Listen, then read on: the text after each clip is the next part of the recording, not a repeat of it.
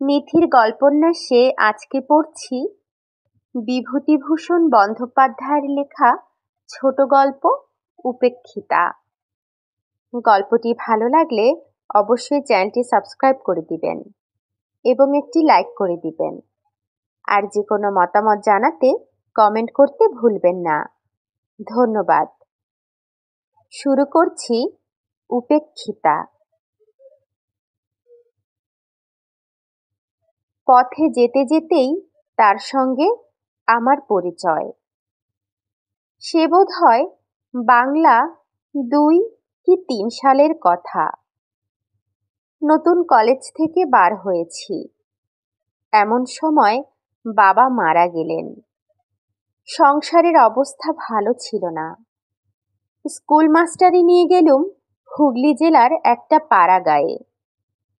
গ্রামটির অবস্থা একসময় খুব ভালো থাকলেও আমি যখন গেলুম তখন তার অবস্থা খুব শোচনীয়। খুব বড় গ্রাম, অনেকগুলি পাড়া। গ্রামের এক প্রান্ত থেকে আর এক প্রান্ত বোধহয় ১ ক্রোশের ওপর। প্রাচীন আম কাঁঠালের বনে সমস্ত গ্রামটি অন্ধকার। আমি ও গ্রামে থাকতুম না। গ্রাম থেকে প্রায় ১ মাইল দূরে সে গ্রামের রেল স্টেশন। স্টেশন মাস্টারের একটি ছেলে পড়ানোর ভার নিয়ে সেই রেলের পিডব্লিউডি এর একটি পরিত্যক্ত বাংলোয় থাকতুম। চারিদিকে নির্জন মাঠ, মাঝে মাঝে তাল বাগান। স্কুলটি ছিল গ্রামের ও প্রান্তে। মাঠের মধ্যে নেমে হেঁটে যেতুম প্রায় ১ ক্রোশ। একদিন বর্ষাকাল, বেলা ১০টা প্রায় বাজে।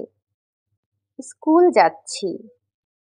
সোজা রাস্তা দিয়ে না গিয়ে একটু শীঘ্র যাবার জন্য পাড়ার ভেতর দিয়ে একটা রাস্তা নেমে গিয়েছে, সেইটি দিয়েই যাচ্ছি। সমস্ত পথটা বড় বড় আম কাঁঠালের ছায়ায় ভরা। একটু আগে খুব এক পশলা বৃষ্টি হয়ে গিয়েছিল। আকাশ মেঘে আচ্ছন্ন ছিল। গাছের ডাল থেকে টুপটুপ করে বৃষ্টির জল ঝরে পড়ছিল। একটা জীর্ণ ভাঙা ঘাটওয়ালা প্রাচীন পুকুরের ধার দিয়ে রাস্তা। সেই রাস্তা বেয়ে যাচ্ছি। সেই সময় কে একটি স্ত্রীলোক, খুব টকটকে রংটা, হাতে বালা অনন্ত, পরনে চওড়া লাল পাড় শাড়ি। বয়স ২৪-২৫ হবে। পাশের একটা সরু রাস্তা দিয়ে ঘোড়া নিয়ে উঠলেন আমার সামনের রাস্তায়। বোধহয় পুকুরে যাচ্ছিলেন জল আনবার জন্যে। আমায় দেখে ঘোমটা টেনে পথের পাশে দাঁড়ালেন। আমি পাশ কাটিয়ে জোরে চলে গেলুম। আমার এখন স্বীকার করতে লজ্জা হয়, কিন্তু তখন আমি ইউনিভার্সিটির সদ্য প্রসূত গ্রাজুয়েট। বয়স সবে ২০, অবিবাহিত। সংস্কৃত কাব্য সাহিত্যের পাতায় পাতায় যেসব তরলিকা মঞ্জুলিকা, বাসন্তী উজ্জয়িনী বাসিনী, অগুরবাস মোদিত কেশা, তরুণী অভিসারিকার দল, তারা আর তাদের সঙ্গে ইংরেজি কাব্যের কত আলথিয়া, কত জেনেভিভ, থিওসেবিয়া, তাদের নীল নয়ন আর তুষার ধবল কোমল বাহুবল্লী নিয়ে আমার তরুণ মনের মধ্যে রাত দিন একটা সুমিষ্ট কল্পলোকের সৃষ্টি করে রেখেছিল। তাই সেদিন সেই সুশ্রী তরুণী রূপ, তার বালা অনন্ত পরা অনাবৃত হাত দুটির সুঠাম সৌন্দর্য, আর সকলের ওপর তার পরনের শাড়ি দ্বারা নির্দিষ্ট তার সমস্ত দেহের একটা মহিমান্বিত সীমারেখা আমাকে মুগ্ধ এবং অভিভূত করে ফেললে। আমার মনের ভিতর এক প্রকারের নূতন অনুভূতি, আমার বুকের রক্তের তালে তালে সেদিন একটা নূতন স্পন্দন আমার কাছে বড়রা স্পষ্ট হয়ে উঠল। বিকালবেলা রেল লাইনের ধারে গিয়ে চুপ করে বসে রইলুম। তালবাগানের মাথার ওপর সূর্য অস্ত যাচ্ছিল। বেগুনি রঙের মেঘগুলো দেখতে দেখতে ক্রমে ধূসর, পরেই আবার কালো হয়ে উঠতে লাগলো। আকাশের অনেকটা জুড়ে মেঘগুলি দেখতে হয়েছিল যেন একটা আদিম যুগের জগতের উপরিভাগের বিস্তীর্ণ মহাসাগর। বেশ কল্পনা করে নেওয়া যাচ্ছিল সেই সমুদ্রের চারিপাশে একটা গাঢ় রহস্যভরা অজ্ঞাত মহাদেশ, যার অন্ধকারময় বিশাল অরণ্যানীর মধ্যে প্রাচীন যুগের লুপ্ত অতিকায় প্রাণীরা সব ঘুরে বেড়াচ্ছে। দিন কেটে গিয়ে রাত হলো। বাসায় এসে কেটস পড়তে শুরু করলুম। পড়তে পড়তে কখন ঘুমিয়ে পড়েছি। মাটির প্রদীপের বুক পুড়ে উঠে প্রদীপ কখন নিভে গিয়েছে। অনেক রাত্রে উঠে দেখলুম বাইরে টিপটিপ বৃষ্টি পড়ছে। আকাশ মেঘে অন্ধকার। তার পরদিনও পাড়ার ভেতর দিয়ে গেলুম। সেদিন কিন্তু তাকে দেখলুম না। আসবার সময়ও সেখান দিয়েই এলুম, কাউকে দেখলুম না। পরদিন ছিল রবিবার। সোমবার দিন আবার সেই পথ দিয়েই গেলুম। পুকুরটার কাছাকাছি গিয়েই দেখি যে তিনি জল নিয়ে ঘাটের সিঁড়ি বেয়ে উঠছেন। আমায় দেখে ঘুমটা টেনে দিয়ে চুপ করে দাঁড়িয়ে রইলেন। আমার বুকের রক্তটা যেন দুলে উঠল। খুব জোরে হেঁটে বেরিয়ে গেলুম। রাস্তার বাঁকের কাছে গিয়ে ইচ্ছা আর দমন করতে না পেরে একবার পিছন ফিরে তাকালুম। দেখি তিনি ঘাটের ওপর উঠে ঘুমটা খুলে কৌতূহলী নেত্রে আমার দিকে চেয়ে রয়েছেন। আমি চাইতেই ঘুমটা আবার টেনে দিলেন। ওপরের পথটা ছেড়েই দিলুম একেবারে। পুকুরের পথ দিয়েই রোজ যাই। দু একদিন পরে আবার একদিন তাকে দেখতে পেলুম। আমার মনে হলো সেদিনও তিনি আমায় একটু আগ্রহের সঙ্গে লক্ষ্য করলেন। এইভাবে 15-20 দিন কেটে গেল। কোনোদিন তাকে দেখতে পাই, কোনোদিন পাই না। আমার কিন্তু বেশ মনে হতে লাগলো তিনি আমার প্রতি দিন দিন আগ্রহান্বিতা হয়ে উঠছেন। আজকাল ততটা স্তোভাবে ঘুমটা দেন না। আমারও কি হলো, তার গতিভঙ্গির একটা মধুর স্মৃতি, তার দেহের একটা শান্ত কমনীয়তা আমায় দিন দিন যেন অক্টোপাসের মতো জড়িয়ে ফেলতে লাগলো। একদিন, তখন আশ্বিন মাসের প্রথম, শরৎ পড়ে গিয়েছে। নীল আকাশের সাদা সাদা লঘু মেঘখণ্ড উড়ে যাচ্ছে। চারিদিকে খুব রৌদ্র ফুটে উঠেছে। রাস্তার পাশের বনকচু, ভাটশেওড়া, কুচলতার ঝোপ থেকে একটা কটু তিক্ত গন্ধ উঠছে। শনিবার সকাল সকাল স্কুল থেকে ফিরছি।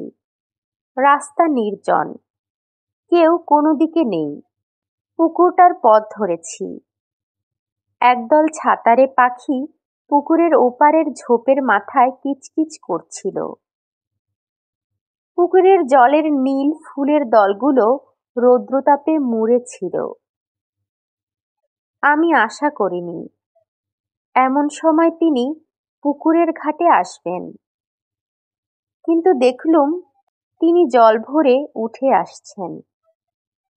এর আগে 4-5 দিন তাকে দেখিনি। হঠাৎ কি মনে হলো। একটা বড় দুঃসাহসের কাজ করে বসলুম।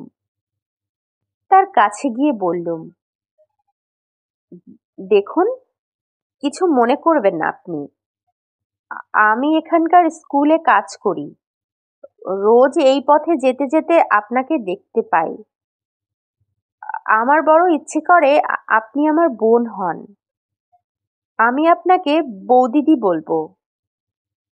আমি আপনার ছোট ভাই। কেমন তো? তিনি আমার কথার প্রথম অংশটায় হঠাৎ চমকে উঠে কেমন জড়সড় হয়ে উঠেছিলেন। দ্বিতীয় অংশটায় তার সে চমকানো ভাবটা একটু দূর হলো। ঘরা কাখে নিচু চোখে চুপ করে দাঁড়িয়ে রইলেন। আমি যুক্ত করে প্রণাম করে বললুম, বৌদিদি, আমার এই ইচ্ছা আপনাকে পূর্ণ করতে হবে। আমাকে ছোট ভাইয়ের অধিকার দিতেই হবে আপনাকে। তিনি ঘোমটা অর্ধেকটা খুলে একটা স্থির শান্ত দৃষ্টিতে আমার দিকে চাইলেন।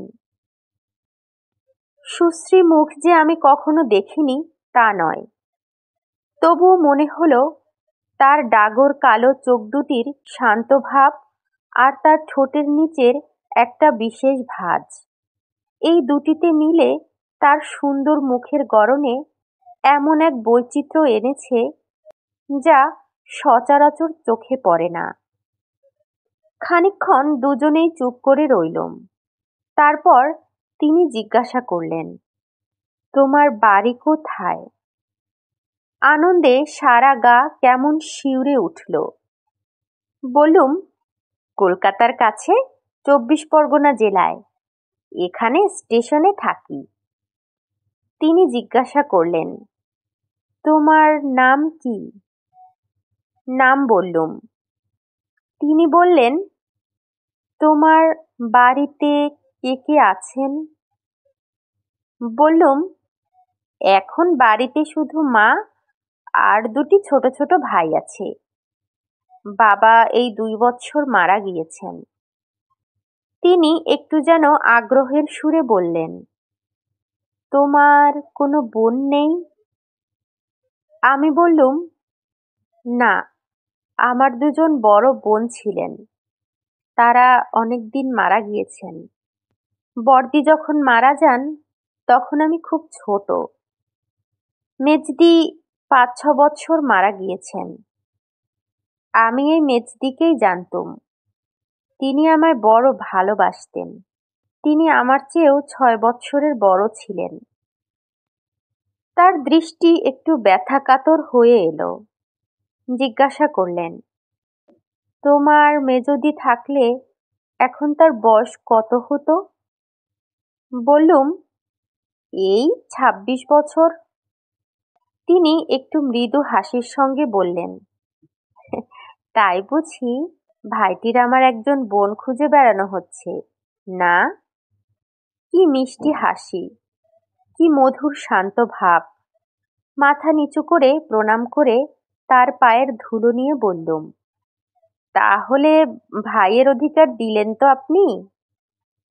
তিনি শান্ত হাসি মাখা মুখে চুপ করে রইলেন। আমি বললুম, বৌদি, আমি জানতুম আমি পাবো।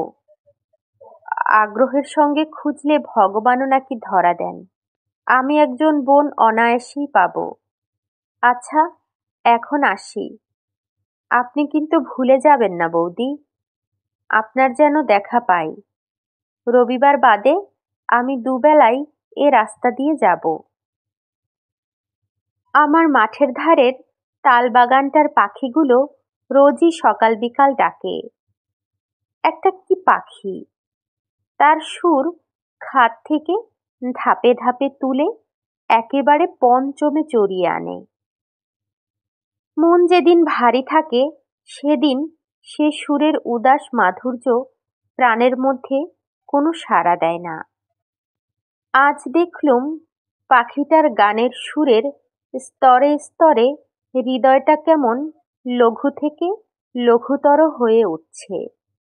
মনে হতে লাগলো জীবনটা কেবল কতকগুলো স্নিগ্ধ শীতল পাখির গানে ভরা অপরাহ্নের সমষ্টি, আর পৃথিবীটা শুধু নীল আকাশের তলায় ইতস্তত বর্ধিত অযত্ন সম্ভূত তাল নারিকেল গাছের বন দিয়ে তৈরি, যাদের ঈষৎ কম্পমান দীর্ঘ শ্যামল পত্রশীর্ষ অপরাহ্নে অবসন্ন রৌদ্রে চিকচিক করছে। তার পরদিন বৌদিদির সঙ্গে দেখা হলো ছুটির পর বিকেলবেলা। বৌদিদি যেন চাপা হাসির সুরে জিজ্ঞাসা করলেন, এই যে বিমলের বুঝি আজ খুব সকাল সকাল স্কুলে যাওয়া হয়েছিল? আমি উত্তর দিলুম, বেশ বৌদি, আমি ওবেলা তো ঠিক সময়ই গেলুম, আপনিই ছিলেন না। এখন দোষটা বুঝি আমার ঘাড়ে চাপানো হচ্ছে না? আর বৌদি, ঘাটে ওবেলা আরো সব মেয়েরা ছিলেন। বৌদিদি হেসে ফেললেন, বললেন, তাই তো, ভাইটির আমার ওবেলা তো বড় বিপদ হয়ে গিয়েছে তাহলে। আমার একটু লজ্জা হলো, ভালো করে জবাব দিতে না পেরে বললুম, তা নয় বৌদি, আমি এখানে অপরিচিত, পাড়ার মধ্যে দিয়ে পথ, পাছে কেউ কিছু মনে করে। বৌদিদির চোখের কৌতুক দৃষ্টি তখনও যায়নি। তিনি বললেন, আমি ওবেলা ঘাটের জলেই ছিলাম বিমল। তুমি ওই চটকা গাছটার তলায় গিয়ে একবার ঘাটের দিকে চেয়ে দেখলে, আমায় তুমি দেখতে পাওনি। আমি জিজ্ঞাসা করলুম, বৌদি, আপনার বাপের বাড়ি কোথায়? বৌদিদি উত্তর দিলেন, খোলাপোতা চেনো? সেই খোলাপোতায়। আমি ইতস্তত করছি দেখে আমায় আরেকটু বিশদ সংবাদ দিয়ে বললেন, ওই যে খোলাপোতার রাস। বৌদিদির হাসি ভরা দৃষ্টি যেন একটু গর্ব মিশ্রিত হয়ে উঠল। কিন্তু বলা আবশ্যক যে খোলাপোতা বলে কোনো গ্রামের নাম আমি এই প্রথম শুনলুম, অথচ বৌদিদির বাপের বাড়ি, যেখানে এমন রাস হয়। সেই বিশ্ববিশ্রুত খোলাপোতার ভৌগোলিক অবস্থান সম্বন্ধে আমার অজ্ঞতা পাছে তার মনে ব্যথা দেয়, এই ভয়ে বলে ফেললুম, ও, সেই খোলাপোতায়? ওটা কোন জেলায় ভালো? বৌদিদির কাছ থেকে সাহায্য পাবার প্রত্যাশা করেছিলুম, কিন্তু দেখলুম তিনি সে বিষয়ে নির্বিকার। তার হাসি ভরা সরল মুখখানির দিকে চেয়ে আমার করুণা হলো। এ সমস্ত জটিল ভৌগোলিক তত্ত্বের মীমাংসা নিয়ে তাকে পীড়িত করতে আমার আর মন সরল না। বললুম, আচ্ছা বৌদি, আসি তাহলে। বৌদিদি তাড়াতাড়ি ঘরার মুখ থেকে কলার পাতে মোড়া কি বার করলেন, সেইটে আমার দিকে দিয়ে বললেন, কাল চাপড়া ষষ্ঠীর জন্যে ক্ষীরের পুতুন তৈরি করেছিলাম, আর গোটা কতক কলার বড়া আছে, বাসায় গিয়ে খেয়েও। 4-5 দিন জ্বর ভোগের পর একদিন পথ্য পেয়ে স্কুলে যাচ্ছি। বৌদিদির সঙ্গে দেখা। আমায় আসতে দেখে বৌদিদি উৎসুক দৃষ্টিতে অনেক দূর থেকে আমার দিকে চেয়েছিলেন। নিকটে যেতে জিজ্ঞেস করলেন, এ কি বিমল, এমন মুখ শুকনো কেন? বললুম, জ্বর হয়েছিল বৌদিদি। বৌদিদি উদ্বেগের সুরে বললেন, ও, তাই তুমি 4-5 দিন আসোনি বটে। আমি ভাবলাম বোধহয় কিসের ছুটি আছে। আহা, তাই তো, বড্ড রোগা হয়ে গিয়েছ যে বিমল। তার চোখের দৃষ্টিতে একটা সত্যিকারের ব্যথা মিশ্রিত স্নেহের আত্মপ্রকাশ বেশ বুঝতে পেরে মনের মধ্যে একটা নিবিড় আনন্দ পেলুম। হেসে বললুম, যে দেশ আপনাদের বৌদি, একবার অতিথি হলে আপ্যায়নের চোটে একেবারে অস্থির করে তুলবে। বৌদিদি জিজ্ঞাসা করলেন, আচ্ছা বিমল, ওখানে তোমায় রেঁধে দেয় কে? আমি বললুম, কে আর রাঁধবে, আমি নিজেই। বৌদিদি একটু চুপ করে রইলেন, তারপর বললেন, আচ্ছা বিমল, এক কাজ করো না কেন? আমি জিজ্ঞাসা করলুম, কি বৌদি? তিনি বললেন, মাকে এই পুজোর ছুটির পর নিয়ে এসো। এরকম ভাবে কি করে বিদেশে কাটাবে বিমল? লক্ষ্মীটি, ছুটির পর মাকে অবশ্যই করে নিয়ে এসো। এই গায়ের ভেতরে অনেক বাড়ি পাওয়া যাবে, আমাদের পাড়াতেই আছে। না হলে অসুখ হলে কে একটু জল দেয়? আচ্ছা হ্যাঁ বিমল, আজ যে পথ্য করলে, কে রেঁধে দিলে? আমার হাসি পেল। বললুম, কে আবার দেবে বৌদি, নিজেই করলুম। তিনি আমার দিকে যেন কেমন ভাবে খানিকক্ষণ চেয়ে রইলেন। তার সেদিনকার সেই সহানুভূতি বিগলিত স্নেহমাখানো মাতৃমুখের জলভরা কালো চোখ দুটি পরবর্তী জীবনে আমার অনেক দিন পর্যন্ত মনে ছিল। সেদিন স্কুল থেকে আসবার সময় দেখি বৌদিদি যেন আমার জন্যেই অপেক্ষা করছেন। আমায় দেখে কলার পাতায় মোড়া কি একটা আমার হাতে দিয়ে বললেন, শরীরটা একটু না সারলে রাত্রে গিয়ে রান্না সে পেরে উঠবে না বিমল। এ খাবার দিলাম, রাত্রে খেয়েও। বোধহয় একটু আগেই তৈরি করে এনেছিলেন। আমি হাতে বেশ গরম পেলুম। বাসায় এসে কলা পাতা খুলে দেখি খান কতক রুটি, মোহনভোগ আর মাছের একটা ডালনা মতো। তারপর দিন ছুটির পর আসবার সময়ও দেখি বৌদিদি খাবার হাতে দাঁড়িয়ে রয়েছেন। আমার হাতে দিয়ে বললেন, বিমল, তুমি তোমার ওখানে দুধ নাও? আমি বললুম, কেন, তাহলে দুধও খানিকটা করে দেন বুঝি? সত্যি বলছি বৌদি, আপনি আমার জন্য অনর্থক এত কষ্ট করবেন না, তাহলে এ রাস্তায় আমি আর আসছি না। বৌদিদির গলা ভারী হয়ে এলো। আমার ডান হাতটা আস্তে আস্তে এসে ধরে ফেললেন। বললেন, লক্ষ্মী ভাই, ছি, ও কথা বলো না। আচ্ছা, আমি যদি তোমার মেজদি হতাম, তাহলে এ কথা কি আজ আমায় বলতে পারতে? আমার মাথার দিব্যি রইল, এ পথে রোজ যেতেই হবে। সেই দিন থেকেই বৌদিদি রোজ রাত্রের খাবার দেওয়া শুরু করলেন। 7-8 দিন পরে রুটির বদলে কোনোদিন লুচি, কোনোদিন পরোটা দেখা দিতে লাগলো। তার সে আগ্রহ ভরা মুখের দিকে চেয়ে আমি আর সেসব স্নেহের দান ঠিক অস্বীকারও করতে পারতুম না। অথচ এই ভেবে অস্বস্তি বোধ করতুম যে আমার এই নিত্য খাবার জোগাতে না জানি বৌদিকে কত অসুবিধায় পোহাতে হচ্ছে। তারপরই আশ্বিন মাসের শেষে পুজোর ছুটি এসে পড়াতে আমি নিষ্কৃতি পেলুম। সমস্ত পুজোর ছুটিটা কি নিবিড় আনন্দেই কাটল সেবার। আমার আকাশ বাতাস যেন রাত দিন আফিমের রঙিন ধুমে আচ্ছন্ন থাকত। ভোরবেলা উঠোনের শিউলি গাছের সাদা ফুল বিছানো তলাটা দেখলে হেমন্ত রাত্রির শিশিরে ভেজা ঘাসগুলোর গা যেমন শিউরে আছে, ওই রকম আমার গা শিউরে উঠত।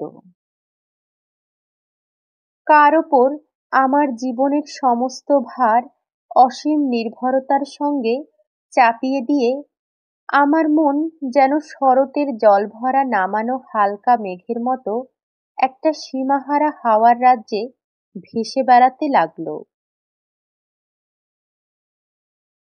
ছুটি ফুরিয়ে গেল। প্রথম স্কুল খোলবার দিন পথে তাকে দেখলুম না। বিকেলে যখন ফিরি তখন শীতল হাওয়া একটু একটু দিচ্ছে। পথের ধারের এক জায়গায় খানিকটা মাটি কারা বর্ষাকালে তুলে নিয়েছিল। সেখানটায় এখন বনকচু, কালকাসুন্দা ধুতুরা, কচুকাটা, ঝুমকোলতার দল পরস্পর জড়াজড়ি করে একটুখানি ছোট একটা ঝোপ মতো তৈরি করেছে।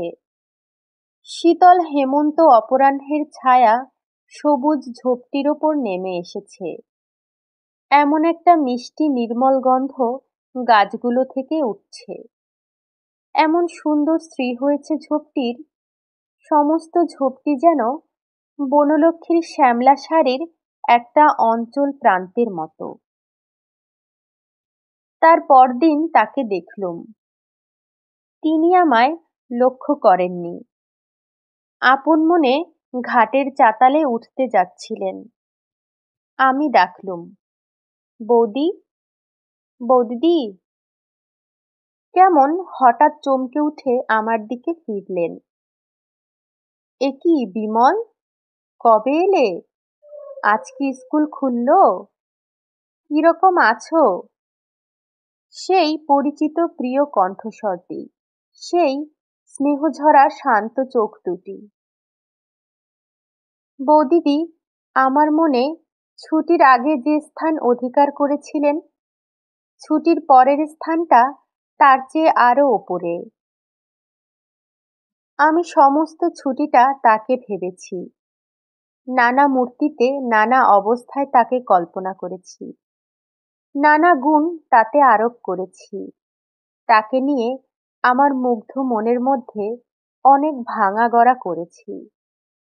আমার মনের মন্দিরে আমারই শ্রদ্ধা ভালোবাসায় গড়া তার কল্পনা মূর্তিকে অনেক অর্ঘ্য চন্দনে চর্চিত করেছি। তাই সেদিন যে বৌদিদিকে দেখলুম, তিনি পূজার ছুটির আগেকার সে বৌদিদি নন। তিনি আমার সেই নির্মলা, পুণ্য হৃদয়া, পুণ্যময়ী মানসী প্রতিমা। আমার পার্থিব বৌদিদিকে তিনি তার মহিমাখচিত দিব্য বসনের আচ্ছাদনে আবৃত করে রেখেছিলেন। তার স্নেহ করুণার জ্যোতির্বাষ্পে বৌদিদির রক্তমাংসের দেহটার একটা আড়াল সৃষ্টি করেছিলেন। আমার মাথা শ্রদ্ধায় সম্ভ্রমে নত হয়ে পড়ল। আমি তার পায়ের ধুলো নিয়ে প্রণাম করলুম। বৌদিদি বললেন, এসো এসো ভাই, আর প্রণাম করতে হবে না, আশীর্বাদ করছি, এমনি রাজা হও। আচ্ছা বিমল, বাড়ি গিয়ে আমার কথা মনে ছিল? মনে এলেও বাইরে আর তা বলতে পারলুম না। কে তবে আমার মগ্ন চৈতন্যকে আশ্রয় করে আমার নিত্য সুপ্তির মধ্যেও আমার সঙ্গিনী ছিল বৌদি। শুধু একটু হেসে চুপ করে রইলুম। বৌদিদি জিজ্ঞাসা করলেন, মা ভালো আছেন? আমি উত্তর দিলাম, হ্যাঁ বৌদি, তিনি ভালো আছেন, তাকে আপনার কথা বললুম। বৌদিদি আগ্রহের সুরে বললেন, তিনি কি বললেন? আমি বললুম। শুনে মার দুই চোখ জলে ভরে এলো। বললেন, একবার দেখাবি তাকে বিমল, আমার নলিনীর শোক বোধ হয় তাকে দেখলে অনেকটা নিবারণ হবে। বৌদিদিরও দেখলুম দুই চোখ ছলছল করে এলো। আমায় বললেন, হ্যাঁ বিমল, তা মাকে এই মাসে নিয়ে এলে না কেন? বিমল, জানো তো সেবার কিরকম কষ্টটা পেয়েছ? এই বিদেশ বিভুঁই মাকে আনলে এই মিথ্যে কষ্টটা তো আর ভোগ করতে হয় না। আমি উত্তর দিলুম, বৌদি, আমি তো আর ভাবিনি যে আমি বিদেশে আছি। যেখানে আমার বৌদি রয়েছেন সে দেশ আমার বিদেশ নয়।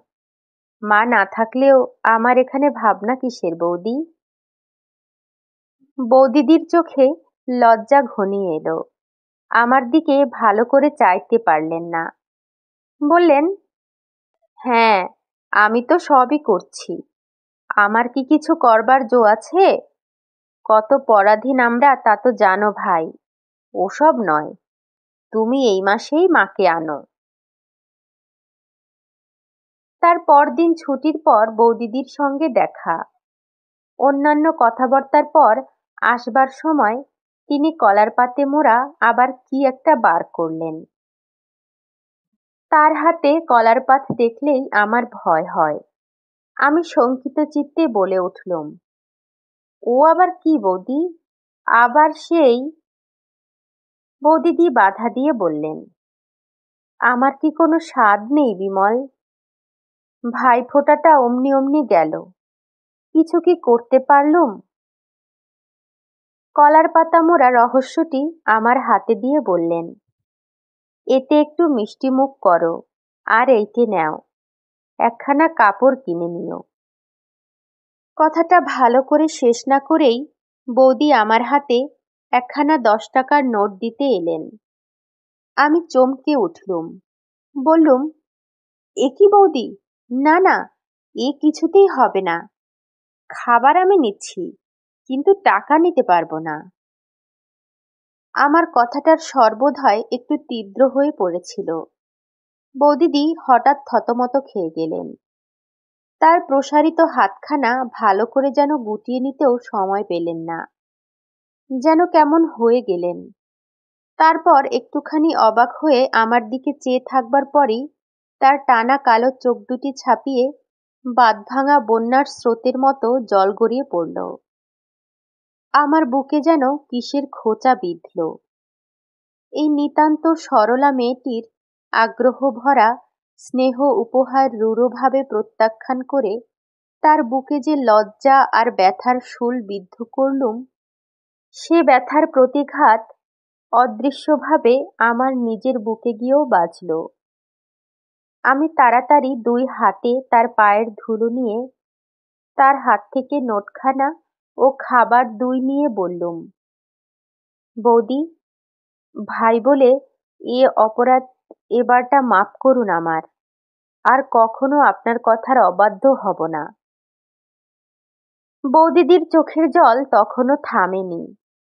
2 চোখ জলে ভরা সে তরুণী দেবী মূর্তির দিকে ভালো করে চাইতে না পেরে আমি মাথা নিচু করে অপরাধীর মতো দাঁড়িয়ে রইলুম। বাড়ি এসে দেখলুম কলার পাতের মধ্যে কতকগুলো দুগ্ধশুভ্র চন্দ্রপুলি। সমস্ত রাত ঘুমের ঘোরে বৌদিদির বিষণ্ণ কাতর দৃষ্টি বারবার চোখের সামনে ভাসতে লাগল। মাসখানেক কেটে গেল। প্রায়ই বৌদিদির সঙ্গে দেখা হতো। এখন আমরা ভাই বোনের মতো হয়ে উঠেছিলুম। সেই রকমই পরস্পরকে ভাবতুম। একদিন আসছি, ফ্লানেল শার্টের একটা বোতাম আমার ছিল না। বৌদিদি জিজ্ঞাসা করলেন, এ কি, বোতাম কোথায় গেল? আমি বললুম, সে কোথায় গিয়েছে বৌদি, বোতাম পরাতে জানি নে, কাজেই ওই অবস্থা। তার পরদিন দেখলুম তিনি সুতো বোতাম সমেতই এসেছেন। আমি বললুম, বৌদি, এটা ঘাটের পথ, আপনি বোতাম পরাতে পরাতে কেউ যদি দেখে তো কি মনে করবে? আপনি বরং সূচটা আমায় দিন, আমি বাড়ি গিয়ে চেষ্টা করবক্ষণ। বৌদিদি হেসে বললেন, তুমি চেষ্টা করে যা করবে তা আমি জানি, নাও সরে এসো এদিকে। বাধ্য হয়েই সরে গেলুম। তিনি বেশ নিশ্চিন্তভাবেই বোতাম পরাতে লাগলেন। ভয়টা দেখলুম তার চেয়ে আমারই হলো বেশি। ভাবলুম, বৌদির তো সে কাণ্ড জ্ঞান নেই, কিন্তু যদি কেউ দেখে তো এর সমস্ত কষ্টটা ওকেই ভুগতে হবে। একদিন বৌদিদি জিজ্ঞাসা করলেন, বিমল, গোকুল পিঠে খেয়েছো? আমার মা খুব ভালো গোকুল পিঠে তৈরি করতেন, কাজেই ওই জিনিসটা আমি খুব খেয়েছি। কিন্তু বৌদিদিকে একটু আনন্দ দেওয়ার জন্য বললুম, সে কিরকম বৌদিদি? আর রক্ষে নেই। তার পরদিনই বিকেলবেলা বৌদিদি কলার পাতে মোড়া পিঠে নিয়ে হাজির। আমায় বললেন, তুমি এখানে আমার সামনেই খাও, ঘড়ার জলে হাত মুখ ধুয়ে ফেলোখন। আমি বললুম, সর্বনাশ বৌদি, এই এতগুলো পিঠে খেতে খেতে এ পথে লোক এসে পড়বে, সে হয় না, আমি বাড়ি গিয়েই খাবো। বৌদি ছাড়বার পাত্রীই নন, বললেন, না, কেউ আসবে না বিমল, তুমি এখানেই খাও। পিঠে খুব ভালো হয়নি। আমার মায়ের নিপুণ হাতের তৈরি পিঠের মতো নয়, বোধহয় নতুন করতে শিখেছেন। ধারগুলো পুড়ে গিয়েছে, আস্বাদও ভালো নয়। বললুম, বাহ বৌদি, বড় সুন্দর তো, এ কোথায় তৈরি করতে শিখলেন? আপনার বাপের বাড়ির দেশে বুঝি? বৌদির মুখে হাসি আর ধরে না, হাসি মুখে বললেন, এ আমি, আমাদের গুরুমা এসেছিলেন, তিনি শহরের মেয়ে, অনেক ভালো খাবার করতে জানেন, তার কাছ থেকে শিখে নিয়েছিলাম। তারপর সারা শীতকাল অন্যান্য পিঠের সঙ্গে গোকুল পিঠের পুনরাবৃত্তি চলল। ওই যে বলেছি, আমার ভালো লেগেছে, আর রক্ষে নেই। একটা কথা আছে, কিছুদিন ধরে আমার মনের মধ্যে একটা আগ্রহ একটু একটু করে জমছিল, জীবনটাকে খুব বড় করে অনুভব করার জন্যে। আমার এ 20-21 বছর বয়সে এই ক্ষুদ্র পাড়াগাঁয়ে খাঁচার পাখির মতো আবদ্ধ থাকা ক্রমেই অসহ্য হয়ে উঠছিল। চলেও যেতাম এতদিন, এখানকার একমাত্র বন্ধন হয়েছিলেন বৌদিদি। তারই আগ্রহে স্নেহ যত্নে সে অশান্ত ইচ্ছাটা কিছুদিন চাপা ছিল। এমন সময় মাঘ মাসের শেষের দিকে আমার এক আত্মীয় আমায় লিখলেন যে তাদের কারখানা থেকে কাচের কাজ শেখাবার জন্যে ইউরোপ আমেরিকায় ছেলে পাঠানো হবে। অতএব আমি যদি জীবনে কিছু করতে চাই, তবে শীঘ্র যেন মোরাদাবাদ গিয়ে তার সঙ্গে দেখা করি। তিনি সেখানকার কাচের কারখানার ম্যানেজার। পত্র পেয়ে সমস্ত রাত আমার ঘুম হল না। ইউরোপ আমেরিকা, সে কত উর্মি সঙ্গীত মুখরিত শ্যামল সমুদ্রতট, কত অকুল সাগরের নীল জলরাশি, দূরে সবুজ বিন্দুর মতো ছোট ছোট দ্বীপ, ওই সিসিল। নতুন আকাশ, নতুন অনুভূতি, ডোভারের সাদা খড়ির পাহাড়, প্রশস্ত রাজপথে জনতার দ্রুত পাদচরণ, Ludgate Circus, Tottenham Court, road birch, willow poplar, maple গাছের সে কত শ্যামল পত্র সম্ভার। আমার কল্পলোকের সঙ্গিনী কনককেশিনী, কত ক্লারা, কত মেরি, কত ইউজিনি। পরদিন সকালে পত্র লিখলুম, আমি খুব শীঘ্রই রওনা হব। স্কুলে সেদিনই নোটিশ দিলুম, 15 দিন পরে কাজ ছেড়ে দেব। মন বড় ভালো ছিল না। উপরের পথটা দিয়ে কয়েকদিন গেলুম। 10-12 দিন পরে নিচের পথটা দিয়ে যেতে যেতে একদিন বৌদিদির সঙ্গে দেখা। বৌদিদি একটু অভিমান প্রকাশ করলেন, বিমল, বড় গুণের ভাই তো, আর 4-5 দিনের মধ্যে বোনটা বাঁচল কি মরল তা খোঁজ করলে না?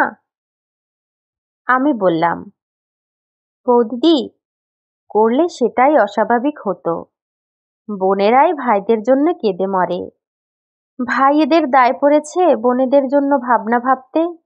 দুনিয়া শুদ্ধ ভাই বোনের এই অবস্থা। বৌদিদি খিলখিল করে হেসে উঠলেন। এই তরুণীর হাসিটি বালিকার মতো এমন মিষ্ট নির্মল, এ শুধু লক্ষ্মী পূর্ণিমার রাতের জ্যোৎস্নার মতো উপভোগ করবার জিনিস, বর্ণনা করবার নয়। বললেন, তা জানি জানি, নাও, আর গুমুর করতে হবে না। সে গুণ যে তোমাদের আছে তা কি আমরা ভেতরে ভেতরে বুঝি না? কিন্তু বুঝে কি করব, উপায় নেই। হ্যাঁ, তা সত্যি সত্যি মাকে কবে আনছো? আমার কাজ ছেড়ে দেবার কথা আমি বৌদিদিকে কিছু বলিনি। সে কথা বললে যে তিনি মনে অত্যন্ত আঘাত পাবেন, এ আমি বুঝতে পেরেছিলুম। একবার ভাবলুম, সেই তো জানাতেই হবে, একদিন বলে ফেলি। কিন্তু অমন সরল হাসি ভরা মুখ, অমন নিশ্চিন্ত শান্তির ভাব, বলতে বড় বাধল। মনে মনে বললুম, তোমরা কেবল বুঝি স্নেহ ঢেলে দিতেই জানো। তোমাদের স্নেহ পাত্রদের বিদায়ের বাজনা যে বেজে উঠেছে, এ সম্বন্ধে এরকম অজ্ঞান কেন? জিজ্ঞাসা করলুম, বৌদি, একটা কথা বলি, আপনি আমায় এই অল্প দিনে এত ভালোবাসলেন কি করে? আচ্ছা, আপনারা কি ভালোবাসার পাত্রপাত্রীও দেখেন না? আমি কে বৌদি, যে আমার জন্য এত করেন? বৌদিদির মুখ গম্ভীর হয়ে এলো। তার ওই এক বড় আশ্চর্য ছিল, মুখ গম্ভীর হলে প্রায় চোখে জল আসবে, জল কেটে গেলে আবার হাসি ফুটবে। শরতের আকাশে রোদ বৃষ্টি খেলার মতো। বললেন, এতদিন তোমায় বলিনি বিমল, আজ 5 বছর হলো। আমারও ছোট ভাই আমার মায়া কাটিয়ে চলে গিয়েছে, তারও নাম ছিল বিমল। থাকলে সে তোমারই মতন হতো এতদিন, আর তোমারই মতো দেখতে। তুমি যেদিন প্রথমে রাস্তা দিয়ে যাও, তোমায় দেখেই আমার মনের মধ্যে সমুদ্র উথলে উঠল। সেদিন বাড়ি গিয়ে আপন মনে কত কেঁদেছিলাম। তুমি এখান দিয়ে যেতে, রোজ তোমাকে দেখতাম। যেদিন তুমি আপনা হতেই দিদি বলে ডাকলে, সেদিন থেকে আজ পর্যন্ত যে কি সুখে আছি তা বলতে পারিনি। তোমায় যত্ন করে তুমি যে বড় বোনের মতো ভালোবাসো, তাতে আমি বিমলের শোক অনেকটা ভুলেছি। ওই এক ভাই ছিল আমার, তুলসীতলায় রোজ সন্ধেবেলা কত প্রণাম করি। বলি, ঠাকুর, এক বিমলকে তো পায়ে টেনে নিয়েছ, আর এক বিমলকে যদি দিলে তো এর মঙ্গল করো, একে আমার কাছে রাখো। চোখের জলে বৌদিদির গলা আড়ষ্ট হয়ে গেল। আমি কিছু বললাম না, বলবো কি? একটু পরে বৌদিদি নিজেকে একটু সামলে নিয়ে জল ভরা চোখ দুটি তুলে আমার মুখের দিকে চাইলেন। কি সুন্দর তাকে দেখাচ্ছিল, কালো চোখ দুটি ছলছল করছে, টানা ভুরু যেন আরো নেমে এসেছে, চিবুকের ভাঁজটি আরো পরিস্ফুট, যেন কোনো নিপুণ প্রতিমাকারক সরু বাঁশের চেচারি দিয়ে কেটে তৈরি করেছে। পথের পাশেই প্রথম ফাল্গুনের মুগ্ধ আকাশের তলায় আকর ফুলের একটা ঝোপে কাঁটাওয়ালা ডালগুলিতে থলথল সাদা সাদা ফুল ফুটেছিল। মনের ফাঁকে ফাঁকে নেশা জমিয়ে আনে, অমনি তার মিষ্টি গন্ধ। দুজনে অনেকক্ষণ কথা বলতে পারলুম না। খানিক পরে বৌদিদি বললেন, সেই জন্যেই বলছি ভাই, মাকে আনো। আমাদের পাড়ায় চৌধুরীদের বাড়িটা পড়ে আছে, ওরা এখানে থাকে না, খুব ভালো বাড়ি, কোনো অসুবিধা হবে না। তুমি মাকে নিয়ে এসো, ওখানেই থাকো। সে তাদের পত্র লিখলেই তারা রাজি হবেন। বাড়ি তো এমনি পড়ে আছে। তোমার বোন পরাধীন, কিছু করবার তো ক্ষমতা নেই। তোমার সঙ্গে এসব দেখাশোনা, এসব লুকিয়ে বাড়ির কেউ জানে না। তুমি দুবেলা ঘাটের পথ দিয়ে যেও, দেখেই আমি শান্তি পাবো ভাই। মাকে এ মাসেই আনো। কেমন করে তা হবে? একটু চুপ করে থেকে জিজ্ঞাসা করলুম, বৌদি, আমি এখানে থাকলে কি আপনি খুব সুখী হন? বৌদিদি বললেন, কি বলবো বিমল, মাকে আনলে তোমার কষ্টটাও কম হয়। তা বুঝেও আমার সুখ। আর বেশ দুটি ভাই বোন এক জায়গায় থাকবো, 12 মাস দুবেলা দেখা হবে, কি বলো? আমি বললুম, ভাই যদি কোনো গুরুতর অপরাধ করে আপনার কাছে, তাকে ক্ষমা করতে পারবেন? বৌদিদি বললেন, শোনো, কথার ভঙ্গি ভাইটির আমার। আমার কাছে তোমার আবার অপরাধটা কিসের শুনি? আমি জোর করে বললুম, না বৌদি, ধরুন যদি করি তাহলে? বৌদিদি আবার হেসে বললেন, না না, তাহলেও না। ছোট ভাইটির কোনো কিছুতেই অপরাধ নেই আমার কাছে। আমি যে বড় বোন। চোখে জল এসে পড়ল। আড়ষ্ট গলায় বললুম, ঠিক আছে বৌদি, ঠিক। বৌদি অবাক হয়ে গেলেন। বললেন, বিমল, কি হয়েছে ভাই?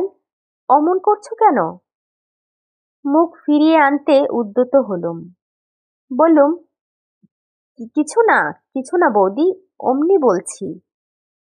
বৌদিদি বললেন, তবুও ভালো, ভাইটির আমার এখনো ছেলে মানুষই যায়নি।